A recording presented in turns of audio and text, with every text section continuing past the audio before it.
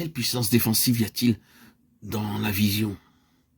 L'ennemi a peu de chances de vaincre lorsque le peuple tient ferme à l'égard de la vision. Si nous introduisons toutes sortes de questions personnelles et qui divisent, l'ennemi fera d'énormes dégâts. Mais il n'a aucune chance lorsque chaque croyant est centré sur l'objet divin.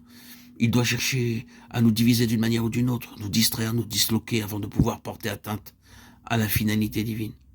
Tout ce qui a trait à l'apitoiement sur soi-même, à l'intérêt personnel, et que l'ennemi suscite, ne reprend pas le dessus quand la vision est claire et que nous sommes centrés sur elle comme un seul peuple. Elle est redoutablement défensive. L'apôtre déclare « Ayez du zèle et non de la paresse. Soyez fervents d'esprit, servez le Seigneur. » Romains 12, 11. Fervent d'esprit, traduisez-le par « maintenez la lueur spirituelle ». En étant centré sur un tel objectif avec un cœur tout entier, ce sera une merveilleuse protection. Une telle attitude parmi le peuple de Dieu ferme les brèches et résiste à toute agression et à tout empiètement de l'adversaire dans l'œuvre de Dieu pour nous distraire et nous paralyser. La vision était comme une flamme chez les prophètes. Nous devons reconnaître qu'en ce qui les concerne, et sans aucun doute possible, ces hommes étaient des flammes de feu. Il n'y avait pas de neutralité en eux. Ils étaient agressifs et jamais passifs. La vision produit cet effet. Si vous avez réellement vu ce que le Seigneur désire, vous ne pouvez pas avoir un cœur partagé. Vous ne pouvez pas être passif si vous voyez. Trouvez une personne qui a vu et vous aurez une vie positive et active. Considérez une personne qui n'a pas vu, elle n'a pas d'assurance. Ce n'est pas défini. Vous avez quelque chose de neutre, de négatif, quelqu'un sur lequel vous ne pouvez pas compter. Ces prophètes étaient des hommes comme des flammes de feu, car ils avaient vu.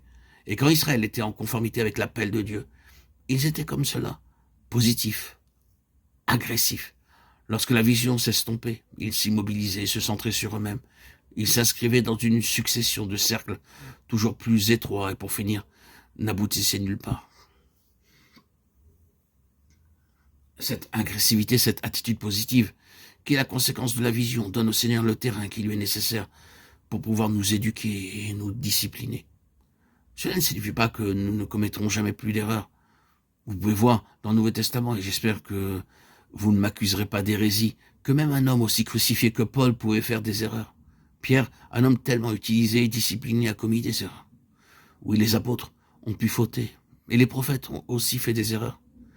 Que fais-tu ici, Élie, un roi 19.9 ? Cela voulait dire, tu n'as rien à faire ici. Oui, les prophètes et les apôtres ont pu faire des erreurs, et ils en ont fait. Mais il a ceci de vrai parce qu'ils avaient vu et qu'ils s'étaient entièrement livrés à ce qu'ils avaient vu de la pensée du Seigneur. Le Seigneur a pu largement outrepasser leur erreur et souverainement les conduire en enseignant à ses serviteurs quelque chose de plus de sa personne et de ses voies. Vous ne trouverez jamais cela chez des personnes qui ne sont pas déterminées. De telles personnes ne savent pas comment s'accomplit une œuvre. Elles n'apprécient jamais très bien ce que veut véritablement le Seigneur.